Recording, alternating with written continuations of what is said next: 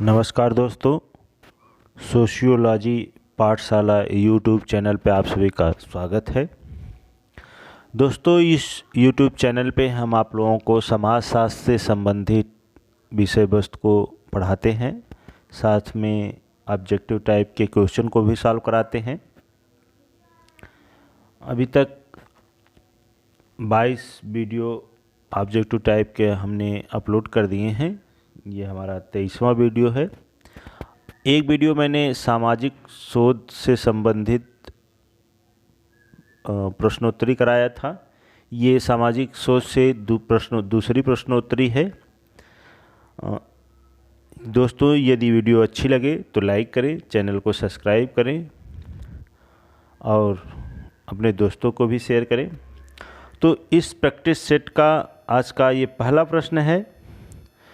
परिकल्पना का तात्पर्य है। परिकल्पना हाइपोथेसिस का क्या तात्पर्य होता है?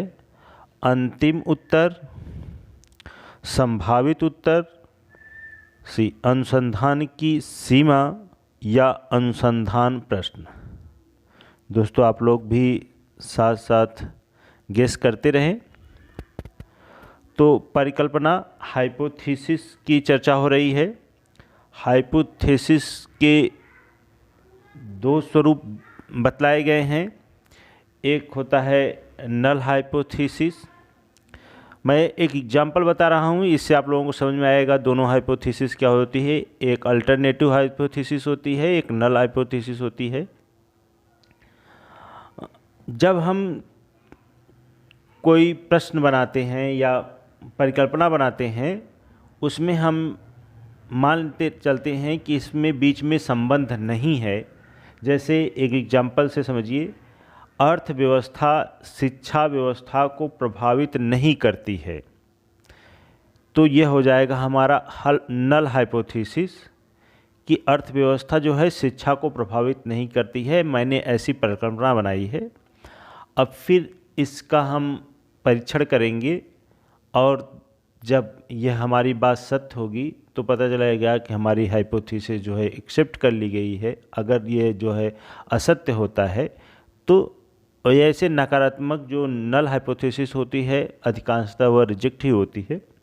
और दूसरा, इसी प्रकार से हाइपोथेसिस बनाई जा सकती है कि अर्थव्यवस्था जो है शिक्षा को प्रभावित करती है। पहला मैंने बनाया था अर्थव्यवस्था शिक्षा व्यवस्था को प्रभावित नहीं करती है, और दूसरा प्रश्न बनेगा इसमें कि अर्थव्यवस्था शिक्षा व्यवस्था को प्रभावित करती है। इसे अल्टरनेटिव हाइपोथेसिस कह सकते हैं। तो यह दो स्वरूप है।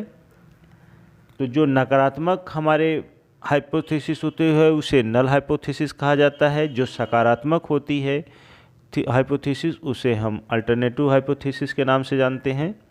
तो परिकल्पना का तात्पर्य होता है संभावित उत्तर। हम मान के चलते हैं कि हमारे शोध में यह रिजल्ट आने वाला है, यह हम मान के चलते हैं। तो इस प्रकार से बी विकल्प क्या हो जाएगा? सही हो जाएगा। अगला प्रश्न है, निम्नलिखित में से किस प्रमाप में वास्तविक शून्य उद्गम होता है? वास्तविक शून्य किस प्रमाप के अंतर्गत आता है? सांकेतिक नामिक प्रमाप, श्रेणीकरण प्रमाप, अंतर प्रमाप, अनुपात प्रमाप। तो दोस्तों, आप लोग भी गेस करते रहिए कि राइट आंसर क्या होगा। तो प्रमाप, ऐसा प्रमाप जिसमें वास्तविक शून्य उद्गम होता है वह है अनुपात प्रमाप। तो इस प्रकार से डी विकल्प क्या हो जाएगा? सही हो जाएगा। अगला प्रश्न है, कारण एवं प्रभाव के संबंध में व्याख्या हेतु सर्वाधिक उपयुक्त शोध प्रारूप कौन सा है? ऐसा शोध प्रारूप जिसमें हम कारण और प्रभाव के संबंधों को ज्ञात करते हैं। तो विकल्प हैं प्रयोगात्मक, वर्णनात्मक, अन्वेषणात्मक, निदानात्मक। तो कारण, जिसमें हम कारण जानना चाहते हैं और उस कारण का प्रभाव क्या पड़ता है ये जानना चाहते हैं, तो ऐसे शोध प्रारूप को जो है प्रयोगात्मक शोध प्रारूप, एक्सपेरिमेंटल शोध प्रारूप के नाम से जाना जाता है। तो इस प्रकार से ए विकल्प क्या हो जाता है, सही हो जाता है। अगला प्रश्न है, सामाजिक अनुसंधान का सही क्रम पहचानिए। दोस्तों पिछली वीडियो में मैंने बताया था सामाजिक अनुसंधान का पहला क्रम क्या होता है और लास्ट क्रम क्या होता है, और उसके बाद मैंने अन्य क्रम को भी बताया था। तो आप लोगों को बता दें सही क्रम के बारे में। पहले ये इस प्रश्न को हम छोड़ते हैं, सही क्रम क्या है पहले इसको ध्यान देते हैं कि सही क्रम होता है सबसे पहले समस्या का निर्धारण। शोध समस्या क्या है हमारी, सबसे पहले हम उसको तय करते हैं। फिर शोध समस्या से संबंधित जो साहित्य उपलब्ध होते हैं उन साहित्यों का अध्ययन करते हैं, जिसे हम साहित्य पूर्वावलोकन या रिव्यू ऑफ लिटरेचर के नाम से जानते हैं। दो क्रम पूरे होने के पश्चात हम हाइपोथेसिस बनाते हैं, परिकल्पना बनाते हैं। परिकल्पना बना लेने के बाद फिर क्या होता है, हम तथ्य संकलन के लिए टूल्स और प्रविधि का तय करते हैं कि किस प्रविधि और टूल्स के माध्यम से हम तथ्यों का संकलन करते हैं।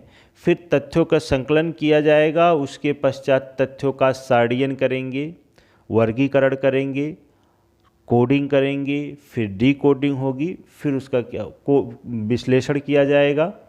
तो विश्लेषण के पश्चात फिर क्या होगा, प्रतिवेदन का लेखन कार्य किया जाता है। तो यह इस शोध का एक चरण होता है। शोध समस्या का निर्धारण, साहित्य पूर्वावलोकन, उपकल्पना का निर्माण, तथ्य संकलन, तथ्य विश्लेषण, उसके बाद प्रतिवेदन लेखन का कार्य, ये शोध के चरण हैं। आइए देखते हैं अब इस प्रश्न में क्या दिया हुआ है। सबसे पहले शोध समस्या का निर्धारण किया जाता है, तो इसमें शोध समस्या नहीं है। उसके बाद हमने बताया कि पूर्व अध्ययन यानी कि साहित्य पूर्वावलोकन, तो ये हो जाएगा 1। उसके बाद क्या किया जाता है, उपकल्पना का निर्माण किया जाता है, तो ये हो गया 2। उपकल्पना के निर्माण के पश्चात क्या होता है, हम टूल्स या प्रविधि बनाते हैं जिसके माध्यम से हम आंकड़ों का संकलन करेंगे, तो ये हो जाएगा अवलोकन जो है एक टूल्स है जिसके माध्यम से हम शोध के आंकड़े इकट्ठे करते हैं, तो 3 पे आ जाएगा। और चौथा क्या होगा, तथ्य विश्लेषण, ये 4 हो जाएगा। और सबसे लास्ट में क्या होगा, प्रतिवेदन का लेखन। तो इस प्रकार से होगा 3, 4, 5, 2, 1, 3, 4, 5, 2, 1। तो विकल्प देखते हैं, ए विकल्प में ये बना है 3, 4, 5, 2, 1 विकल्प ए में है। तो इस प्रकार से ए विकल्प क्या हो जाएगा, सही हो जाएगा। 3, 4, 5, 2, 1 ये राइट आंसर होगा। अगला प्रश्न है, अभी आप लोगों को मैंने पहले प्रश्न में बताया कि नल से संबंधित है, हिंदी में नाल लिखा हुआ है, नल संबंधित है। क्या होता है, प्रश्नावली, अवलोकन, परिकल्पना या वैयक्तिक अध्ययन। तो ये देखिए, प्रश्नावली जो होती है ये टूल्स होता है, अवलोकन टूल्स होती है, वैयक्तिक अध्ययन पद्धति ये अध्ययन की एक पद्धति है, जबकि परिकल्पना क्या होती है, परिकल्पना हाइपोथेसिस, यह एक शोध से संबंधित संभावित उत्तर होता है, जिसे हम 2 भागों में बताया कि नल हाइपोथेसिस होती है और अल्टरनेट हाइपोथेसिस होती है। तो ये 2 प्रकार की होती है। तो नल का संबंध जो है किससे है, परिकल्पना से है। तो इस प्रकार से सी विकल्प क्या हो जाएगा, सही हो जाएगा। किसने कहा कि नवीन ज्ञान को प्राप्त करने का क्रमबद्ध प्रयास अनुसंधान है। किसने कहा नवीन ज्ञान को प्राप्त करने का क्रमबद्ध प्रयास ही क्या है, अनुसंधान है। अनुसंधान की परिभाषा किसने दिया हुआ है। तो दोस्तों आप लोग ऐसी परिभाषाएं आ जाएं तो कुछ गिनी चुनी परिभाषाएं हैं, देखिए, शोध से संबंधित किताबों से और परिभाषाओं से बहुत कम ही प्रश्न बनते हैं, तो उसको मैं नोट करके लाया हूँ। 10-12 वीडियो अभी तक और दूंगा आप लोगों को, तो ये नोट कर लीजिएगा। बस ये शोध के प्रश्न जो हैं, इन्हीं प्रश्नों में से बार बार कभी थोड़ा बहुत चेंज करने के साथ पूछा जाता है, तो आप लोग इसको नोट कर लीजिएगा। विकल्प में है रेडमैन तथा मोरी, पीबी यंग, बोगार्डस, लुंडबर्ग। तो दोस्तों, नवीन ज्ञान को प्राप्त करने का क्रमबद्ध प्रयास अनुसंधान है, यह जो है रेडमैन तथा मोरी की परिभाषा है। तो इस प्रकार से ए विकल्प क्या हो जाएगा, सही हो जाएगा। अगला प्रश्न है, सहभागी अवलोकन शब्द का प्रयोग सर्वप्रथम किसने किया था? सहभागी अवलोकन शब्द का प्रयोग सबसे पहले किसने किया था, ये पूछा हुआ है। P B Young, Lindeman, Freeman, John Mays. तो सहभागी अवलोकन के बारे में बताएं तो बहुत से विद्वानों ने सामाजिक विज्ञानों में या समाजशास्त्र में सहभागी अवलोकन किया हुआ है। तो सबसे पहली बार अध्ययन की बात करें तो लिंडमैन है, जो बी विकल्प में है, तो बी विकल्प सही हो जाएगा। और समाजशास्त्र में बात करें तो सामाजिक सहभागी अवलोकन का तो एक मानवशास्त्री समाजशास्त्री हैं मेलिनोव्स्की, इनका नाम आता है, जो त्रिवियांडा द्वीप समूह का अध्ययन करते हैं। अमेरिका के एक विद्वान हैं विलियम व्हाइट, उन्होंने द स्ट्रीट कॉर्नर सोसाइटी लिखा हुआ है, वो अमेरिका के झुग्गी झोपड़ियों का अध्ययन करते हैं।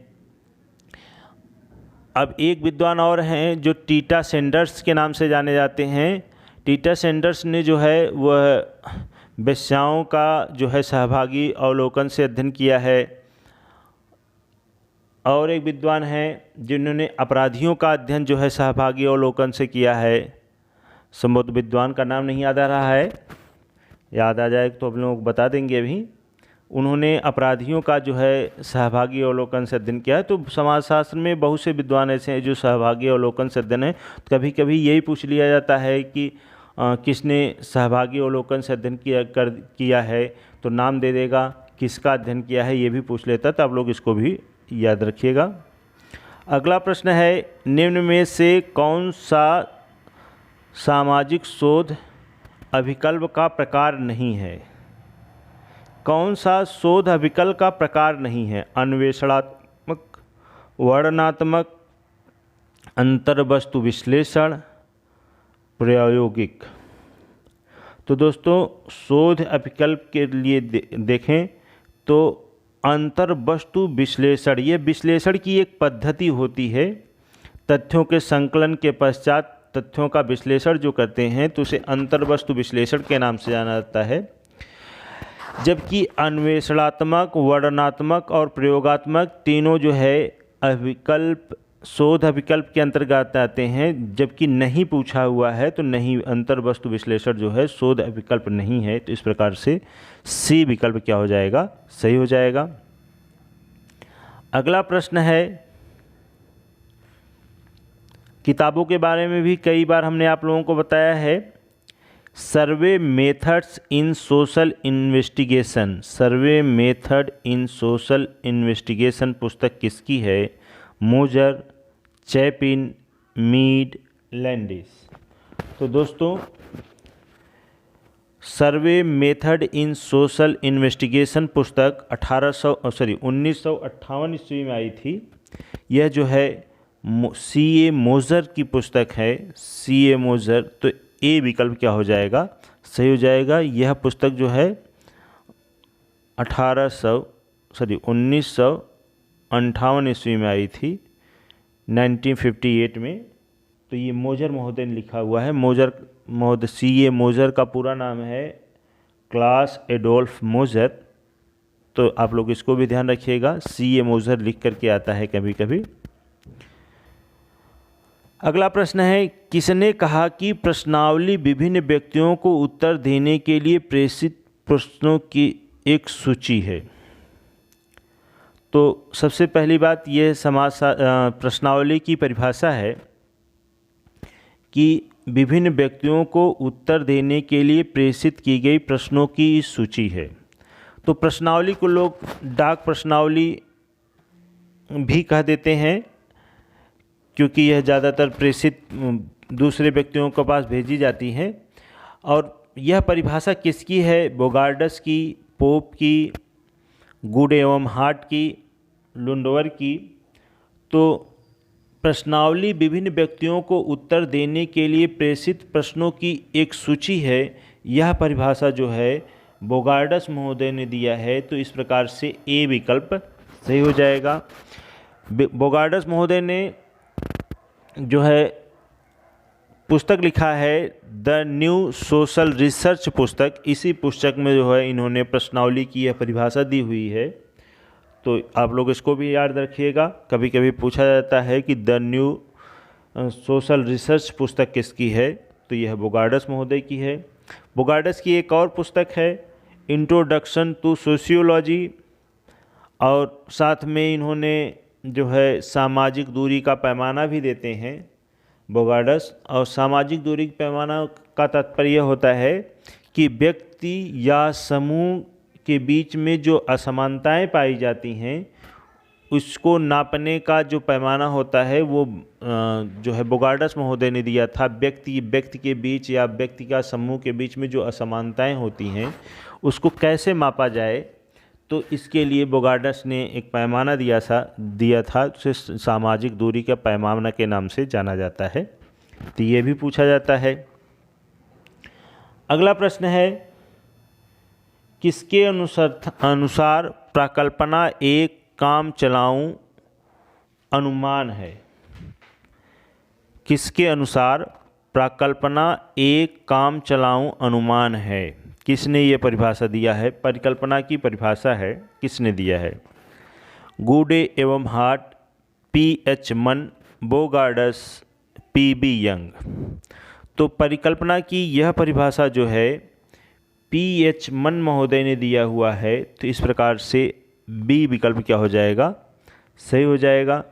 पी.एच. मन महोदय ने आंकड़ों के संकलन की प्राथमिक और द्वितीयक विधि का व्याख्या किया हुआ है। प्राथमिक आंकड़े वो आंकड़े होते हैं जो शोधार्थी द्वारा अध्ययन क्षेत्र में जा कर के स्वयं से संकलित किया जाता है, वो प्राथमिक आंकड़े कहलाते हैं। जबकि द्वितीयक आंकड़े वो आंकड़े होते हैं जो हम किसी प्रकाशित या अप्रकाशित पुस्तकों, लेखों या शोधों से प्राप्त करते हैं, तो उसे हम द्वितीयक स्रोत के नाम से जानते हैं। अगला प्रश्न है, मेथड्स इन सोशल रिसर्च। ध्यान रखिएगा, मेथड्स इन सोशल रिसर्च। बहुत बार यह पुस्तक पूछी हुई है। अभी मैं पिछली बार जो शोध का पेपर सॉल्व कराया था उसमें मैंने बताया था कि ये पुस्तक आती ही आती है, और ये दूसरा चक्कर आ रहा हूँ तो इसमें मिल भी गया। तो यह पुस्तक किसकी है? मोजर, पी.बी. यंग, फोर्ड, गुड एवं हार्ट। तो मेथड इन सोशल रिसर्च पुस्तक जो है वह गुड एवं हार्ट महोदय की है। अगर यहीं पे मेथड ऑफ होता, सॉरी दोस्तों, यहाँ पर होता ऑफ,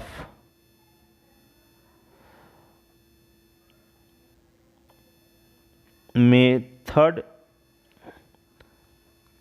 ऑफ सोशल रिसर्च।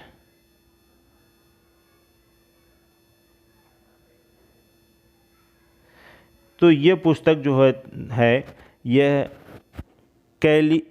बेली की पुस्तक है। तो आप लोग इसको भी ध्यान रखिएगा। केवल इन और ऑफ का अंतर है। इन आए तो यह जो है गुड एवं हार्ट का है, और ऑफ आए तो केनेथ बेली की है। केनेथ बेली का भी याद रखिएगा, ऑफ केनेथ बेली का है, गुडे एवं हार्ट। यहाँ पे ऐसे भी ध्यान रखिएगा, केनेथ बेली सिंगल पर्सन का नाम है और गुडे एवं हार्ट दो व्यक्तियों का नाम है। तो इन इन माने अंदर, अंदर 2 व्यक्ति हैं, अगर बाहर आए तो ये आप एक कूट से भी याद कर सकते हैं इसको कि यदि इन करके आया है, इन माने होता है अंदर, मतलब रूम के अंदर 2 लोग हैं, और ऑफ मतलब होता है बाहर। बाहर जो है सिंगल व्यक्ति है, केनेथ बेली जो है ऑफ के नाम से, तो इससे भी आप लोग याद कर सकते हैं। अगला प्रश्न है, सांख्यिकी शब्द का सर्वप्रथम प्रयोग किसने किया? सांख्यिकी शब्द का सर्वप्रथम प्रयोग किसने किया? गॉडफ्रायड, किंग, बोगार्डस, इसमें से कोई नहीं। तो सांख्यिकी शब्द का सर्वप्रथम प्रयोग तो गॉडफ्रायड महोदय ने किया था। इस प्रकार से ए विकल्प क्या हो जाएगा? सही हो जाएगा। अगला प्रश्न है, एक निदर्शन जैसा कि नाम से स्पष्ट होता है कि एक विस्तृत समूह का एक लघुत्तर प्रतिनिधि है, यह परिभाषा किसने दी? लघुत्तर प्रतिनिधि है, इतना ये शब्द आप लोग याद रखिएगा कि निदर्शन के लिए लघुत्तर प्रतिनिधि की बात कौन करता है? गुड एवं Hatt, P B. Young, Bogardus, Lundberg. आप लोग गेस करिए दोस्तों, बहुत महत्वपूर्ण परिभाषा है, कई बार परीक्षाओं में पूछा हुआ है।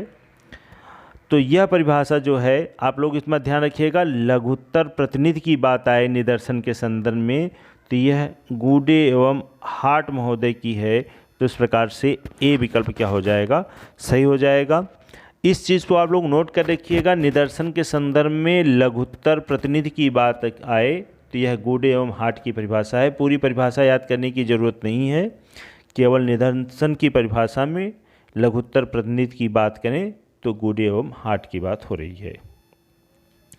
अगला प्रश्न है, रिसर्च डिजाइन पूछा हुआ, निम्नलिखित में से कौन सा शोध प्रश्न रिसर्च डिजाइन का एक प्रकार नहीं है पूछा है। ये अर्थात कि 3 इसमें क्या है, रिसर्च डिजाइन है और एक रिसर्च डिजाइन नहीं है।